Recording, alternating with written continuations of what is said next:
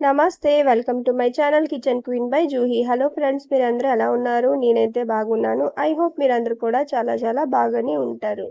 ఇదొచ్చేసి Sunday vlog అన్నమాట. అయితే Sunday కదా, ఫిష్ అయితే పక్కాగా ఉంటాది. అయితే ఈరోజు మా వారు సీ ఫిష్, ఇది పసుపార్లు అంటారు, అదైతే తెచ్చారు. అయితే దీన్నైతే నేను సాల్ట్ వాటర్ తోటి బాగా వాష్ చేసేసిన తర్వాత దీంట్లో అయితే ఉప్పు, పసుపు, కారం, ఇంకా 2 నిమ్మకాయలైతే ఇలా కట్ చేసుకున్నాను. ఇది పెద్ద సైజు నిమ్మకాయలు. అదైతే కట్ చేసుకొని ఆ రసంని అయితే దీంట్లో పిండేసుకుంటాను.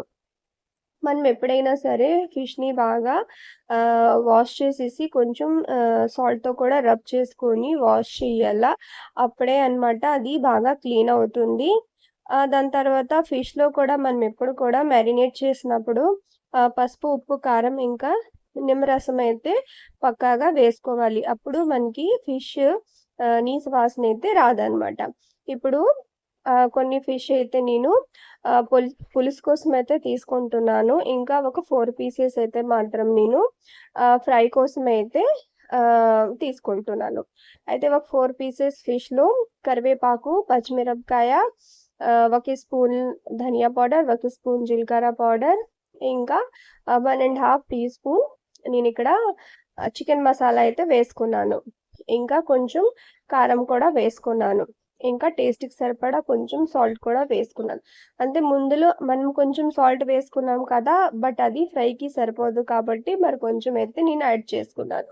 దాని తర్వాత 1 స్పూన్ అయితే కార్న్ ఫ్లోర్ వేసుకున్నాను.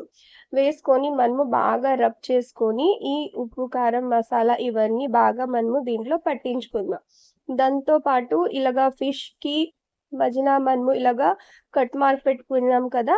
ఆ కట్ మార్క్ లోపల కూడా ఈ కరివేపాకు, పచ్చిమిరపకాయ, ఈ మసాలా ఇవన్నీ మాత్రం దాంట్లో లోపల పెడితే మనము ఫ్రై చేసుకునేటప్పుడు చాలా బావుంటదన్నమాట. అయితే ఫస్ట్ అయితే నేను మధ్యాహ్నం కోసం పులుసు చేసుకుంటా.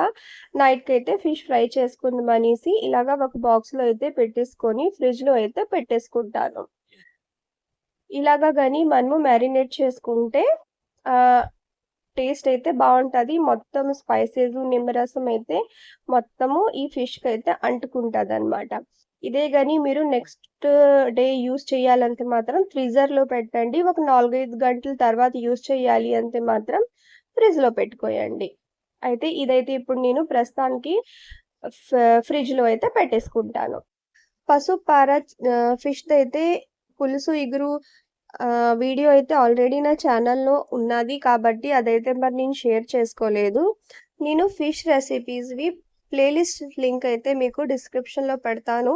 అదైతే ఒకసారి చెక్ చేసుకోండి. మధ్యాహ్నం భోజనం ఇవన్నీ అయిపోయిన తర్వాత ఈవినింగ్ అయితే పూజ ఇవన్నీ చేసుకొని మళ్ళీ అయితే నేను ఈ గ్రోసరీ ఉన్నది కదా! దీన్నైతే ఎక్కడిదక్కడ పెట్టాలి కదా! కాబట్టి అవైతే స్టార్ట్ చేశాను.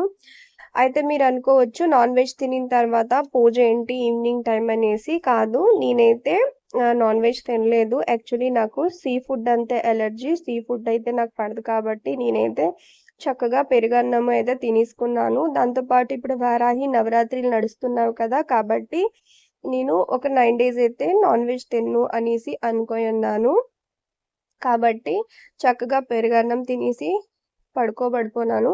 దాని తర్వాత ఈవినింగ్ పూజ ఇవన్నీ చేసుకున్న తర్వాత పాపకి పాలు ఇవన్నీ ఇచ్చేసిన తర్వాత గ్రోసరీ అయితే ఇలాగా సర్దుకుంటున్నాను. గ్రోసరీ కొనడం ఎంత ఈజీయో సర్దడం మాత్రం చాలా టఫ్ అన్నమాట. అయితే ఏ డబ్బా ఖాళీ అయిపోతుంటదో దాన్నైతే క్లీన్ చేసుకొని నేను పెట్టేసుకుంటుంటాను కాబట్టి గ్రోసరీ ఫిల్ చేసేటప్పుడు అంత పెద్దగా నాకు కష్టమైతే కొంచెం ఉండదు. ఖాళీ బాక్సెస్‌ని ఒక టవల్ తోటి జస్ట్ ఇలాగా క్లీన్ చేసుకొని దాంట్లో అయితే పెట్టేసుకుంటుంటాను. ఇదొచ్చేసి కార్న్ చిప్స్. దీనికి మక్కా పోహా కూడా అంటారు. అటుకులు మిక్చరు, ఇంకా వేరే మిక్చర్ ఇవన్నీ చేసేటప్పుడు దాంట్లో అయితే ఇవి వేయడానికి బావుంటది. దీన్ని ఫ్రై చేసేసి వేసుకుంటే టేస్ట్ కూడా బావుంటది. అయితే త్వరలో మీతో నేను ఇలాగా పిల్లలకి స్నాక్స్ వీడియో అయితే షేర్ చేస్తాను. అప్పుడైతే చూపిస్తాను దీంతో నేనేమేం చేసుకున్నాను. దాని తర్వాత ఈ చిన్న చిన్న డబ్బాలున్నావు కదా! ఇది ఇంచుమించు ఒక 200 గ్రామ్స్ అయితే 250 గ్రామ్స్ ఇలా పడతది. దాంట్లో అయితే ధనియా, జీలకర్ర, సర్సో ఇవన్నీ అయితే పెట్టేసుకుంటుంటాను. ఇదొచ్చేసి ఎక్స్‌ట్రా మసాలా ఉంటావు కదా! ఆహ్, దా దీన్నో దీంట్లో అయితే నేనిలా పెట్టేసుకుంటుంటాను. ఇంకా లాస్ట్ మంత్ ఏదైతే మిగిలిందో అదైతే చూసుకొని వేరే డబ్బాస్‌లో వేసుకొని ఇలాగా దీంట్లో అయితే అన్నీ వేసుకున్నాను. దాని తర్వాత ఇదొచ్చేసి మిశ్రీ అన్నమాట. పటిక పంచదార అంటారు కదా! అదైతే ఇది.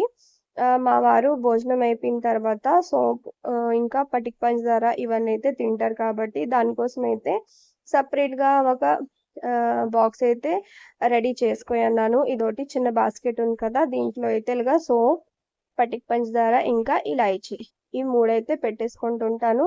దాని తర్వాత ఇదొచ్చేసి మసాలా డబ్బా. దీంట్లో అయితే నేను హోల్ గరం మసాలా అయితే ఇలాగా సెపరేట్‌గా వేసుకొని పెట్టుకుంటుంటాను. అప్పుడు నాకు ఏ గరం మసాలా అవసరమైతే అదైతే వేసుకుంటుంటాను. ఇంకా నేనొచ్చేసి ఇదోటి ఆహ్, కొ మస్టర్డ్ ఆయిల్ ఇంకా పీనట్ ఆయిల్ అయితే యూజ్ చేస్తుంటాను. ఈ విధంగా అయితే నేను నా గరం మసాలా బాక్స్‌ని అయితే ఫిల్ చేసుకున్నాను. దాని తర్వాత ఇలైచీ ఉంది కదా! దీని పక్కనైతే కొంచెం లవంగాలు కూడా వేసుకొని బాక్స్‌ని అయితే ఫిల్ చేసుకుంటాను.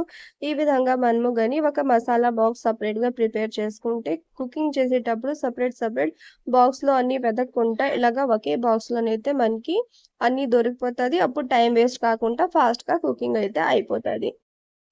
ఇప్పుడు మిగిలిన ఎక్స్‌ట్రా మసాలా ఉన్నది కదా! దాన్ని కూడా నేను ఇప్పుడు ఇలాగా ఒక రబ్బర్ బ్యాండ్ కోసం ఇలాగా బాక్స్ రెడీ చేసుకున్నాను. ఈ రబ్బర్ బ్యాండ్ తోటి నేను ఈ ఓపెన్ చేసుకున్న మసాలా ప్యాకెట్‌ని అయితే ఇలాగా ప్యాక్ చేసుకొని పెట్టేసుకుంటాను. అప్పుడు ఈ మసాలాలు కూడా ఫ్రెష్‌గా ఉంటది. దీని అరోమా కూడా పోకుండా నీట్‌గా ఉంటదనమాట. ఈ విధంగా అయితే నేను ఎక్స్‌ట్రా మసాలా ప్యాకెట్స్‌నైతే ఆహ్, రబ్బర్ బ్యాండ్ తోటైతే ఇలాగా ప్యాక్ చేసుకొని పెట్టేసుకున్నాను. ఎక్స్‌ట్రా గ్రోసరీ ఏమైనా ఉంటే దాన్ని కూడా వేరే బాక్స్‌లోనైతే వేసుకున్నాను. ఇంచుమించు అందరి ఇంట్లో కూడా ఇలాగనే గ్రోసరీ తేవడం, ఫిల్ చేయడం అయితే ఉంటది. అయితే ఎవరు ఇంట్లో యూజ్ చేసిన తగ్గట్టుగా రేషన్ అయితే తెచ్చుకుంటారు. ఇక్కడితోటైతే నా మొత్తం గ్రోసరీ సర్దుకోవడం అయితే ఫినిష్ అయింది. గ్రోసరీ పెట్టేసుకున్న తర్వాత కిచెన్‌లో వచ్చాను డిన్నర్ ప్రిపేర్ చేయడానికి. అయితే ఇదోటి ఒక 2 పీసెస్ అయితే చేపల పులుసు ఉన్నాది. అయితే నేను గ్రోసరీ సర్దే ముందే నేను ఫిష్‌నైతే ఫ్రిడ్జ్‌లోంచి తీసుకొని ఇలా పెట్టేసుకున్నాను. ఇప్పుడు కళాయిలో అయితే కొంచెం ఆయిల్ వేసుకొని బాగా హీట్ చేసుకున్నాను. బాగా వేడయిపోయిన తర్వాత అయితే నేను గ్యాస్ ఫ్లేమ్‌ని సిమ్ చేసుకున్నాను. సిమ్ చేసుకున్న తర్వాత దీన్నైతే నేను డీప్ ఫ్రై చేసుకుంటున్నాను. దీన్ని మీరు కావాలంటే షాలో ఫ్రై కూడా చేసుకోవచ్చు. లేదు అంటే గ్రిల్ చేసుకుందామా అంటే గ్రిల్ కూడా చేసుకోవచ్చు. అయితే మనము ఫిష్‌ని ఎంత ఎక్కువ టైం మనము మారినేట్ చేసుకుంటామో, ఫ్రై చేసేటప్పుడు అంతే టేస్ట్ పెరుగుతదనమాట. ఎందుకంటే ఒక 2, 3 అవర్స్ గాని అంటే మినిమమ్ ఒక 2, 3 అవర్స్ మాక్సిమం ఒక 4, 5 అవర్స్ గాని మనము మారినేట్ చేసుకుంటే మొత్తం స్పైసెస్, లెమన్ జ్యూస్ ఇవన్నీ కూడా బాగా అంటుకుంటావు కదా! అప్పుడు ఫ్రై చేస్తే దాని టేస్ట్ అదిరిపోతది.